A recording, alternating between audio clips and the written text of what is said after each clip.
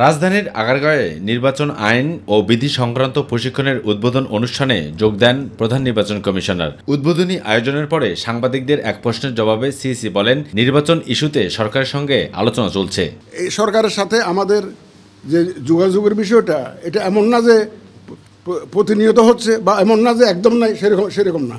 আপনারা ইলেকশনের ব্যাপারে যদি তারিখের ব্যাপারে যদি বলতে চান, যদি ডেটের ব্যাপারে, এটা আপনারা যথাসময়ে জানতে পারবেন। বিভিন্ন সংস্কার কমিশনের সুপারিশ নিয়ে এই মধ্যে ইলেকশন কমিশন সংস্কারের বিষয়গুলো আছে। তো সুতরাং এগুলো আমরা তো সম্পৃক্ত, সরকারের এই কর্মকাণ্ডের সাথে আমরা তো সম্পৃক্ত আছি। তো এগুলোকে ধারণ করেই তো আমাদেরকে এগিয়ে যেতে হবে। এছাড়াও সিইসি বলেন, নির্বাচন কমিশন যতই স্বাধীন হোক না কেন, সরকার ছাড়া সুষ্ঠু ও নিরপেক্ষ নির্বাচন করা কখনোই সম্ভব না। যদি বলেন যে সরকারের সাথে যোগাযোগ হয়েছে কিনা, দেখেন, একটা ইলেকশন করতে গেলে যতই আপনি স্বাধীন বলেন না কেন ইসিকে, সরকার ছাড়া নির্বাচন করা সম্ভব, কারণ সরকারের সহযোগিতা নিয়েই তো আমাকে নির্বাচনটা করতে হবে।